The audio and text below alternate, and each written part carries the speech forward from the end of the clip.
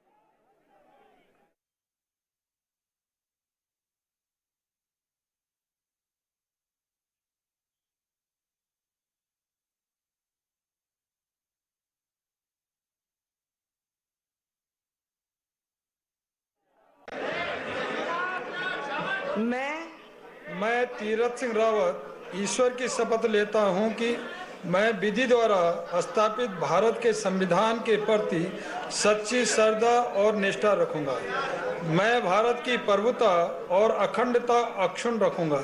मैं उत्तराखंड राज्य के मुख्यमंत्री के रूप में अपने कर्तव्यों का श्रद्धापूर्वक और शुद्ध अंतःकरण से निर्वहन करूंगा तथा मैं भय या पक्षपात, अनुराग या द्वेष के बिना सभी प्रकार के लोगों के प्रति संविधान और विधि के अनुसार न्याय करूंगा।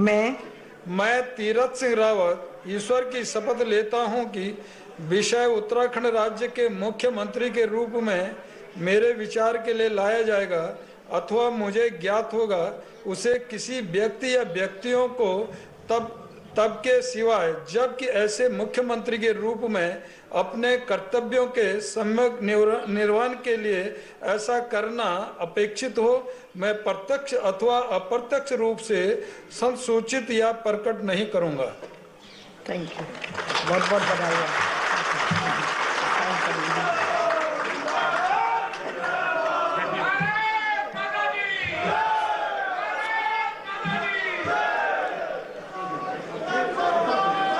यदि माननीय राज्यपाल महोदया की आज्ञा हो तो इस समारोह की कार्रवाई समाप्त की जाए।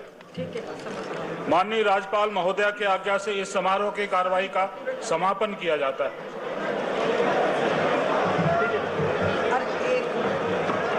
है उत्तराखंड की राजधानी देहरादून से, जहां तीरथ सिंह रावत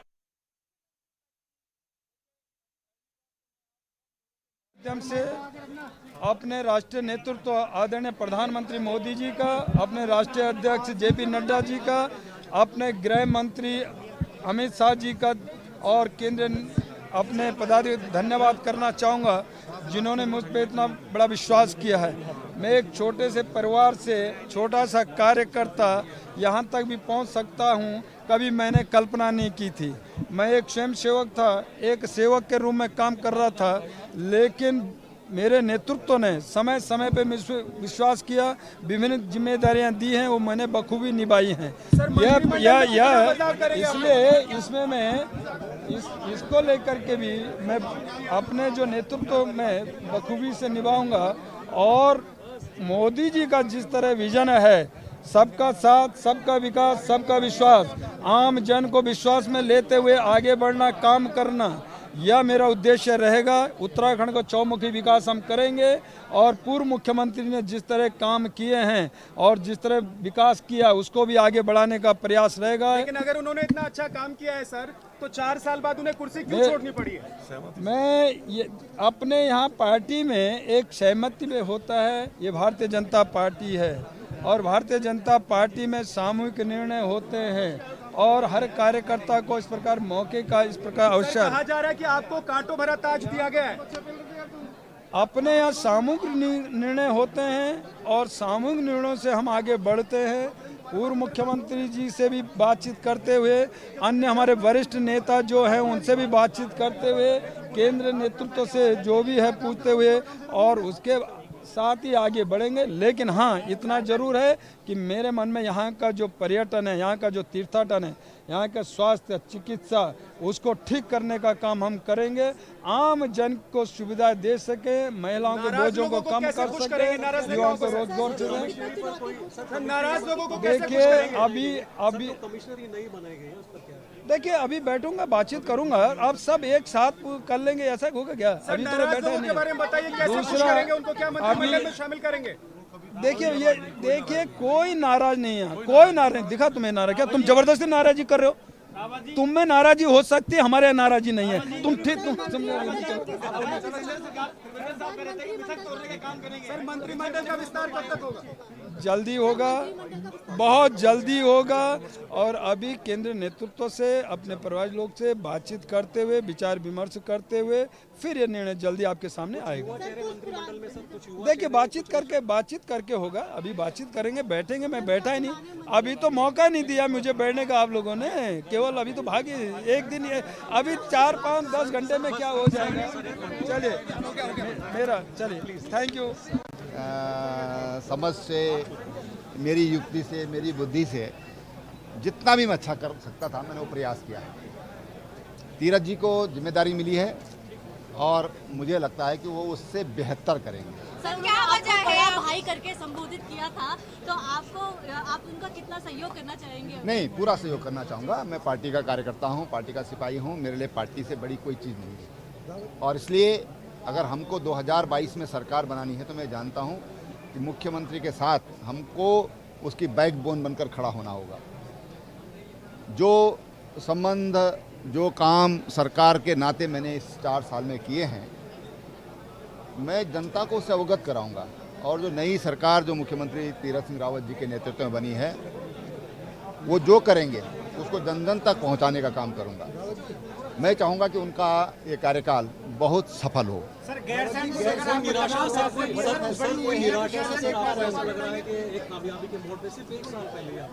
नहीं, देखिए, निराशा जैसी कोई बात नहीं होनी चाहिए, ठीक है ना। और राजनीति में निर्णय समय समय पर होते रहते हैं।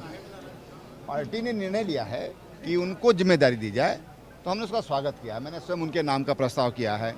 फिर हमारी तो, मेरे अगर व्यक्तिगत रूप से आप देखेंगे तो मेरा छोटे भाई की तरह हैं। उनके बड़े भाई, हम दोनों साथ पढ़ते थे, और जब ये इंटरमीडिएट फर्स्ट ईयर में आए थे तब मैंने इनको राष्ट्रीय स्वयंसेवक संघ से जोड़ा था। और उसके बाद ये लगातार संघ के काम में जुटे, संघ के प्रचारक के नाते काम किया, विद्यार्थी परिषद में संगठन मंत्री के नाते काम किया, फिर राष्ट्रीय मंत्री भी रहे।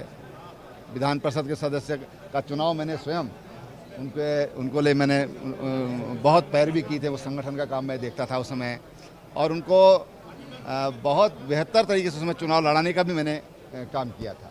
तो हमारे उनके बहुत शुभकामनाएं। उनको पूरा जो भी एक बड़े भाई के नाते या पूर्व मुख्यमंत्री के नाते जो भी सहयोग होगा वो सहयोग जिम्मेदारी मिलेगी, किस तरह इसको देखते हैं? देखिए, मैं पहले भी राष्ट्रीय मंत्री रहा हूँ, झारखंड का प्रभारी रहा हूँ, उत्तर प्रदेश जब चुनाव हुआ था तो सह प्रभारी रहा हूँ। तो पार्टी जो भी जिम्मेदारी देगी, जो भी हमको जिस योग्य समझेगी, हम अपनी पूर्ण लगन के साथ उसको पूरा करने का काम करेंगे। और संवाददाता ज्ञानेंद्र तिवारी ज्यादा जानकारी के साथ सीधे हमारे साथ जुड़ गए हैं। ज्ञानेंद्र, नया मुख्यमंत्री अब उत्तराखंड को मिल चुका है। अब नए मुख्यमंत्री के पास जितनी बड़ी जिम्मेदारी है उतनी ही बड़ी चुनौतियां भी होंगी।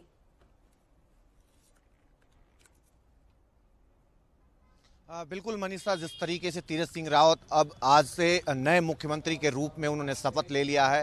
राजभवन में राज्यपाल बेबी रानी मौर्य ने उनको जो शपथ दिलाई है, और जिस तरीके से अब कहीं ना कहीं नए मुख्यमंत्री के लिए प्रदेश के अंदर चुनौतियां काफ़ी सारी हैं। जिस तरीके से जो जिम्मेदारी भाजपा ने उनको दी है उस पर खरे उतरना है आगामी 2022 की रणनीतियों को लेके। और जिस तरीके से अभी भी तकरीबन दिसंबर तक सरकार चलानी है, उनको जो योजनाएं संचालित संचालित हो रही हैं प्रदेश के अंदर, उसे गति देनी है और ऐसे में जनता के सामने उनको एक बेहतर और अच्छा रिजल्ट दिखाना है ताकि 2022 में भाजपा के लिए वो कुछ अच्छा साबित कर पाएं। और ऐसे में जिस तरीके से बीजेपी की अगर बात करें तो तमाम कयासों के बीच एक अलग चेहरे पे जो रणनीति सहमति बनी और कहीं ना कहीं एक नेतृत्व एक अच्छे चेहरे को मिला है जो खाटी है और कहीं ना कहीं संगठन से जुड़ा हुआ है। और जिस तरीके से तीरथ सिंह रावत काफ़ी लंबे समय से वो संगठन से जुड़े हुए हैं और इस मौजूदा समय में जिस तरीके से वो पौड़ी गढ़वाल के सांसद भी हैं। और ऐसे में अब देखने वाली ये बात है कि जो कैबिनेट के पद खाली हैं उसको किस प्रकार से पार्टी भरने का काम करती है, क्योंकि जिस तरीके से समीकरण इस समय देखने को मिला है, हमेशा उत्तराखंड में देखने को मिलता है कि अगर किसी भी पार्टी में अगर जो अध्यक्ष होता है अगर वो गढ़वाल से होता है तो जो सीएम बनता है उसे गढ़वाल को ना होके उसे कुमाऊं से बनाया जाता है। यानी समीकरण पूरा बैलेंस करके रखा जाता है किसी भी पार्टी में, चाहे वो अगर हम बात कर लें कांग्रेस की बात हो या फिर भाजपा की बात हो, हमेशा से इस समीकरण को बरकरार रखने की कोशिश की जाती है। दूसरी तरफ एक समीकरण और भी उत्तराखंड में देखने को मिलता है, अगर अध्यक्ष ब्राह्मण होता है तो सीएम के चेहरे को ठाकुर रखा जाता है। इस तरह के समीकरण अक्सर उत्तराखंड में देखने को मिलता है और वहीं यहाँ पे साधने की कोशिश भी की गई है। लेकिन जिस तरीके से जिस चेहरे को लेके कवायद लगाई जा रही थी उससे बिल्कुल विपरीत चेहरे पे जिम्मेदारी सौंपी गई है और उम्मीद भाजपा यही कर रही है कि 2022 में इसी चेहरे पे पुनः वो वापसी करेंगे, जो समीकरण 2017 में थे उसे दोहराएंगे। लेकिन ये देखने वाली बात होगी कि ये कितना कर पाते हैं, क्योंकि सामने कांग्रेस जैसी पार्टी है, आम आदमी जैसी पार्टी है जो पहली बार विधानसभा के चुनाव में उत्तराखंड में दस्तक दे रही है। 70 के 70 विधानसभा सीटों पे चुनाव लड़ने की रणनीतियां बना चुकी है और ऐसे में उनकी तरफ से दावे भी कई तरह के किए गए हैं। तो अब देखने वाली बात ये होगी कि ये जो नया चेहरा है वो संगठन और सरकार को के तालमेल को कितना बरकरार रख पाते हैं, क्योंकि अक्सर जिस तरह की जो खामियां भी देखने को मिलती थी, चाहे विधायकों की नाराजगी रही हो या फिर अधिकारियों के कामकाज का, इन सभी समीकरणों को कितना साध के मुख्यमंत्री लेके आगे चलते हैं ये देखने वाली बात होगी। और ये जरूरी भी है, समीकरण है वो साध कर चलना है और पार्टी आलाकमान ने जो विश्वास जताया है तीरथ सिंह रावत पर, वही विश्वास उन्हें अब जनता से हासिल करना है, जिसका फायदा 2022 में देखने को मिल सकता है। जिस आधार पर ये बड़ा चेहरा चुना गया है, एक विश्वसनीय चेहरा भारतीय जनता पार्टी ने चुना है, तो इसीलिए बड़ी जिम्मेदारी हो जाती है कि यही विश्वास अब जनता के मन में भी बनाना है 2022 के मद्देनजर।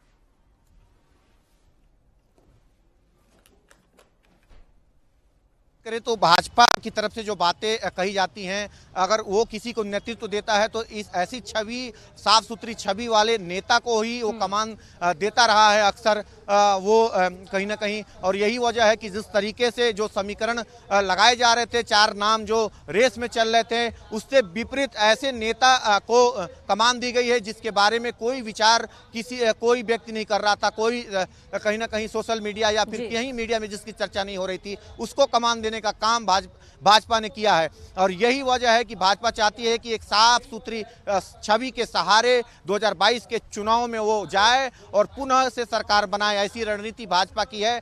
लेकिन ये देखने वाली बात होगी कि वो ये नए चेहरे के साथ कितना अपना जो 2017 का कार्य जो सीटें लाई गई थी वो कितना दोहराने का काम कर सकते हैं। लेकिन जिस तरीके से मौजूदा समय में प्रदेश की स्थिति है, राजनीतिक जो समीकरण है वो कहीं ना कहीं बदलता नजर आ रहा है। कांग्रेस भी कहीं ना कहीं लगातार मजबूत होती नजर आ रही है, आम आदमी पार्टी भी मजबूत होती नजर हो रही है। ऐसे में भाजपा को कहीं ना कहीं और मजबूत तरीके से अपने संगठन को मजबूत करने की आवश्यकता है। और जो समय बचे हैं सरकार को अपने जो योजनाएं, जो पहले की योजनाएं संचालित हो रही हैं, उन योजनाओं को और गति के साथ करने की आवश्यकता है और जनता के सामने जो भी विकास किए गए हैं पिछले 4 सालों में उसे रखने की आवश्यकता है। और कहीं ना कहीं ये जरूरी भी है अगर वो इस 2022 के चुनाव में पुनः वापसी चाहते हैं। और जिस तरीके से जो विश्वास बिल्कुल ज्ञानेंद्र, खुद इसका जिक्र तीरथ सिंह रावत ने भी किया कि त्रिवेंद्र सिंह रावत ने जो योजनाएं वो लेकर आए थे उसको अब पूरा करना उनकी जिम्मेदारी बन गई। बहुत शुक्रिया आपका तमाम जानकारी